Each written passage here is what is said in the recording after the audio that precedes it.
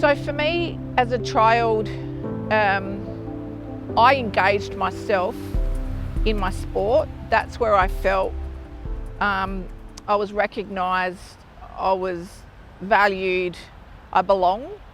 And so I had family friends around me, and we would go away and we'd committed to trainings and all of those sort of things. And I look back now and think how vulnerable children are, particularly when they do lose a parent under any circumstance. And I had a really supportive mum, two older sisters, and myself and my two older sisters, we all managed things differently. And I look back now and I'm quite proud that I did make the right choices, but I can also see how I could have so not made those right choices. One of the things that I talk about quite often when I do share my story is my dad was a police officer here in South Australia. And as much as I was cross and angry and resentful that he'd left, there was also a part of me that felt that he didn't finish what he'd started, and he was well respected in the community. So I went on and joined the police force also. And I think that was my way of saying, we are resilient. I can do this. I am proud of my dad, but I didn't probably connect all those dots at the time. These are just things that in hindsight I look back and think, why did I join police force when I think that may be what caused him a lot of stress. The thing that I didn't connect with at the time, and I'm not sure that I really have now, is, what is mental health? There's a lot of theories on, was it a number of events that leads to these things? Is it something that people don't control what their thought process look like? And I've accepted that I don't need to diagnose, right? I can just accept that at that time, that was what my dad thought was the best decision. So I respect that now, funnily enough. He felt that was the right thing for him and his family. But what my goal is and how I've connected now compared with then is I do try and talk to other people, dads, adults, about, there might be another option for you, because this is the impact that it potentially can have on others. And it's trying to break down that wall in that moment to say, hey, how can that potentially leave those that you think you're helping so genuinely, that just may not be the right solution. So that's where my energy is now, and I think that's how I've connected with any conversations that I'm having. I've really accepted now that Dad was a good person, that he did love me.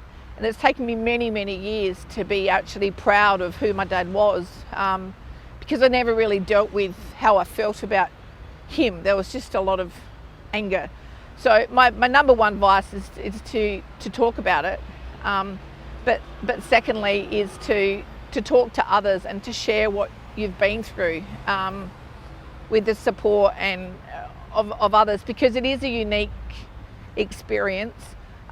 As much as my husband and my kids would like to understand, they're not perhaps the people that can truly say they've been there and lived it. They want to, and they are understanding because I talk about it, but it's a unique process to actually meet others that have been through the same or similar experience as what I have.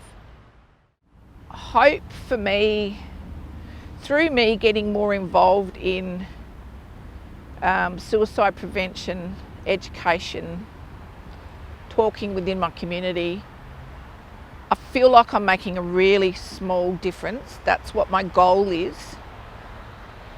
We're seeing that word suicide, we're allowed to talk about it, we're allowed to use that more now.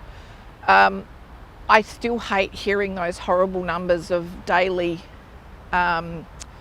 people that are making that decision to take their life. It scares me, and what frightens me most is if we look at statistics of a lot of the young age of these people, and that's the bit that frightens the hell out of me. is the kids for whatever reason. So hope for me is that we can get more education, make our kids more, I use the word resilience, but I mean with respect, because I am a parent and I know I'm at fault. Even I've learned a lot about my parenting skills. So once upon a time I would try and fix everything. I would try and make that phone call or send that email or talk to that teacher or all those sort of things. And I've learned, hang on, our kids need to learn to be a little bit more responsible and tougher and know that they can do things. And we need to support them and give them the praise, but we also need to teach them more about life skills. So I'd like to see more life skills in the education process rather than, just all of those core subjects that we've always seen. I don't think we got enough of that. And I think as generations go on, it frightens me about kids and how they feel about themselves or how they don't feel and the support that they're getting.